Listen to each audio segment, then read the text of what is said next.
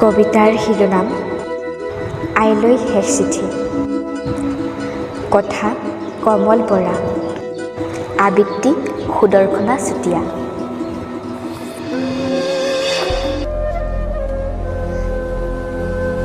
আই,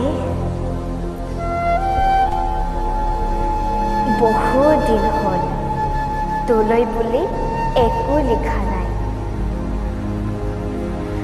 আপোন ঘৰখন এৰি অহাৰে পৰা এবাৰো যোৱা নহ'ল। বয়সে চাগে বাৰুকৈয়ে চুলেতো। ককাইদেউ বাৰু ভালে আছেনে? মোৰেই কপাল বেয়া অ'।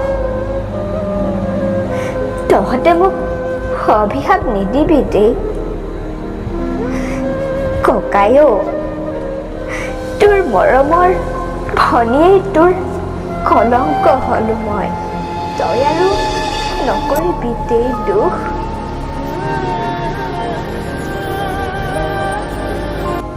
আই, মোৰ গৰ্ভত এতিয়া এটি সপোন গঢ়ি উঠিছে। তোৰ চেনেহৰ জোৱায়ে ঘৰৰ পৰা উলিয়াই দিয়াৰ পিছত অন্ধ গলিৰ লিগিৰি হৈ আছিলোঁ মই।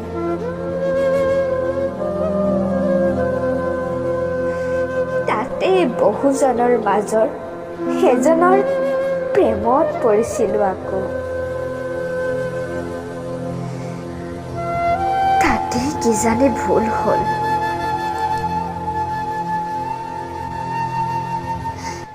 তেওঁৰ মৰমত তোৰ শেৱালি আজি মাক হ'ব ওলাইছে।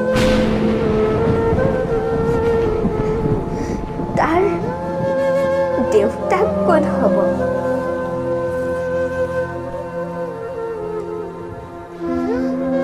জানো আই, সপোন দেখিব শিকিছিলোঁ তেওঁক পাই।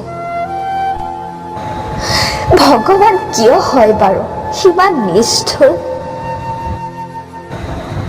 হায় অ', মই বাৰু কি ভুল কৰিছিলোঁ? দুদিন সুখখিনিয়ে আকৌ ছটিয়াই দিলে মোৰ দেহত দুখৰ চকুলো। তেওঁ কথা দিছিল মোক নতুনকৈ এখন ঘৰ সজাৰ। হাজাৰ সপোন দেখুৱাই আকৌ মায়া বজাৰত মোক মেলি দিলেহি।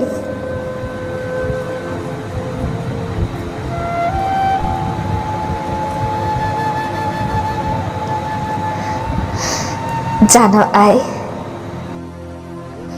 এতিয়া 5 মাহ সপোনটো লাহে লাহে ডাঙৰ হৈ আহিছে। এতিয়া তাক লৈয়ে মোৰ সপোনবোৰ। নালাগে তাৰ দেউতাৰ পৰিচয়। তেনেকৈয়ে তাক ভাল মানুহ কৰিম।